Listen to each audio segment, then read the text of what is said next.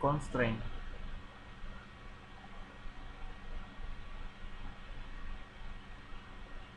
Sasaran yaitu memahami definisi constraint, kemudian dapat membuat constraint, dapat melakukan pemeliharaan constraint. Definisi constraint. Constraint adalah batasan atau aturan yang ada pada tabel.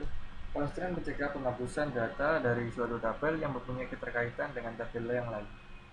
Misalnya terdapat keterkaitan antara tabel departemen dengan tabel pegawai, di mana pada tabel pegawai penyimpanan informasi kolom nomor departemen yang juga terdapat pada tabel departemen.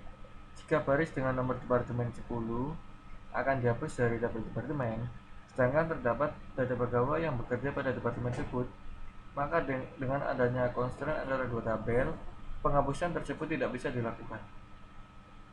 Oracle menyediakan beberapa tipe constraint berikut, yaitu not null, unique, primary key, foreign key, dan check.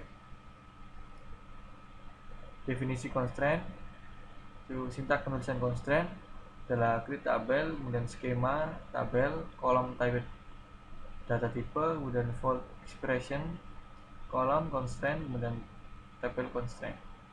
Contoh penulisan si constraint yaitu create tabel employee, kemudian employee ID dengan number, value name, kemudian first name dengan varchar 2, kemudian job ID varchar 2, not null, constraint emp id kemudian pk atau primary key, employee ID.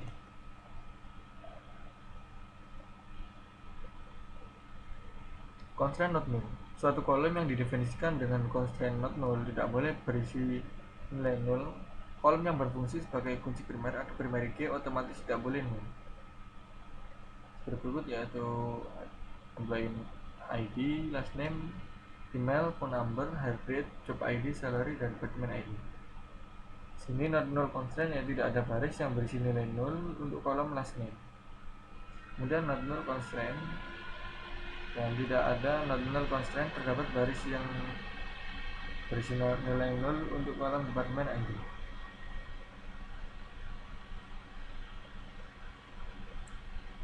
Constraint not null. Contoh penggunaan constraint not null yaitu create tabel employee, employee ID number, kemudian last name varchar 2, not null, salary number 8, kemudian 2, commission PCT, kemudian number 22, hire date, constraint emp hire date nn atau not null. Sini diberi nama sistem, kemudian diberi nama user. Constraint unique. Constraint unique mendefinisikan suatu kolom menjadi bersifat unik. Ilustrasi penggunaan constraint unique yaitu ada employee ID, last name, kemudian email. Sini insert intro, kemudian pada last name dan email diperbolehkan, kemudian tidak diperbolehkan karena sudah ada. Kemudian perintah pembuatan tabel untuk ilustrasi di atas yaitu create tabel employee, employee ID number dengan nilai 6, kemudian last name varchar 2 dengan nilai 25 dan not null, kemudian email varchar 2 dengan 25 nilainya, salary-nya number dengan nilai 8, kemudian 2, commission PCT dengan number dengan nilai 2,2, hire date non null, kemudian constraint emp email jika dengan unik emailnya yang unik tidak sama. Constraint primary key. Constraint primary key membentuk key yang unik untuk suatu tabel. Kolom yang didefinisikan sebagai primary key akan mengidentifikasi suatu baris menjadi unik. Contoh penggunaan constraint primary key yaitu create tabel departemen ID dengan number nilainya 4, kemudian department name dengan varchar 2 dengan nilai 30, constraint date name, kemudian nn atau not null, manager ID number dengan nilai 6, kemudian location ID dengan number nilainya 4, constraint depth ID pk atau primary key, department ID yang dijadikan sebagai primary key. Constraint primary key. Ilustrasi penggunaan constraint primary key yaitu department ini primary key-nya dan department ID, kemudian tidak boleh nilai not value. Di sini tidak boleh karena sudah ada not null tadi. Tidak diperbolehkan nilai 50 sudah ada, tidak boleh sama. Kemudian constraint foreign key. Foreign key constraint didefinisikan pada suatu kolom yang ada pada tabel, di mana kolom tersebut juga dimiliki oleh tabel yang lain sebagai suatu primary key. Ilustrasi penggunaan constraint foreign key yaitu departemen ID. Sini pada tabel employee ini sebagai foreign key-nya. Kemudian tidak diperlukan nilai 9 karena sudah ada, dan diperlukan nilai 60. Oke. Perintah pembuatan tabel untuk ilustrasi di atas yaitu create tabel employee ID dengan number nilainya 6, kemudian last name varchar 2 dengan nilai 25 dan 0, emailnya varchar 2 dengan nilai 25 dan salary number dengan nilai 8,2, commission PCT dengan number nilainya 2,2, hire date not null, kemudian department ID dengan number value-nya 4, constraint EMP def FK atau foreign key departemen ID, reference departemen ID, constraint EMP email UK unique email. Sini foreign key-nya adalah departemen ID. Keyword dari constraint foreign key. Berikut ini keyword yang ada pada constraint keyword constraint foreign key, yaitu foreign key mendefinisikan kolom yang ada pada tabel anak, reference mengidentifikasi tabel dan kolom dalam tabel induk, kemudian on delete cascade penghapusan baris dependent dalam tabel anak pada saat sebuah baris pada tabel induk dihapus. On delete set null yaitu mengkonversi dependent foreign key ke nilai num. Constraint check. Constraint check digunakan untuk mendefinisikan suatu kondisi yang harus dipenuhi oleh tiap baris data dalam tabel. Contoh penggunaannya yaitu salary, ini adalah constraint EMP, salary min, dan check, salary lebih dari 0. Menambahkan suatu constraint. Untuk menambahkan suatu constraint digunakan perintah alter tabel.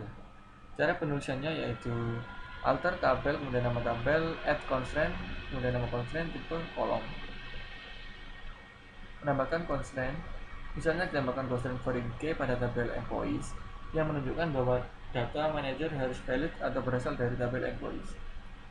Skillnya yaitu alter tabel employees, add constraint, kemudian employee manager FK, foreign key manager ID, dan reference employee ID, maka tabel alter.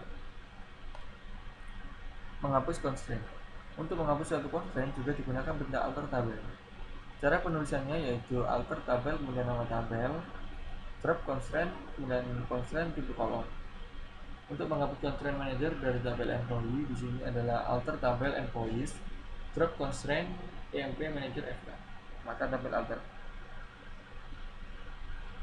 Untuk menghapus constraint primary key pada tabel departemen dan menghapus asosiasi constraint foreign key pada tabel employees dan departemen ID, alter tabel departemen, kemudian drop primary key cascade, maka tabel alter. Mendisable constraint. Untuk menonaktifkan constraint digunakan klausa disable, kemudian pilih cascade digunakan untuk mendisable tempat dependent integrity constraint. Pilihnya itu alter tabel employee, kemudian disable constraint EMP ID PK cascade, maka tabel alter. Mengenable constraint. Untuk mengaktifkan kembali constraint digunakan klausa enable, itu alter tabel, kemudian nama tabel yaitu employee, enable constraint EMP ID PK, maka tabel alter. Cascading constraint. Klausa cascade constraints digunakan dengan klausa drop column. Klausa cascade constraint menghapus semua referential integrity constraint yang merefer ke primary dan unique key yang didefinisikan pada kolom yang dihapus. Ini adalah alter tabel T1, kemudian drop PK cascade constraint untuk kemudian alter tabel T1 drop PK FK dengan kolom cascade constraint. Menampilkan constraint. Tabel user constraint menyimpan informasi tentang constraint. Kolom tipe constraint yaitu constraint type dapat berisi C untuk constraint check, R untuk referential integrity atau foreign key, kemudian P untuk primary key, dan U untuk constraint unit. Skillnya yaitu select constraint name, kemudian constraint type, kemudian set condition, dan from user constraints where tabel name sama dengan employee. Maka ditunjukkan tabel berikut ini yaitu constraint name C, kemudian short condition. Menampilkan kolom yang berasosiasi dengan suatu constraint. Berikut ini untuk menampilkan kolom yang berasosiasi dengan suatu nama, suatu constraint yang ada pada view user cons kemudian kolom. Skillnya yaitu select constraint name kemudian column name from user cons kolom kemudian tabel name sama dengan employee. Maka demikian tabel constraint name dan column name sebagai berikut.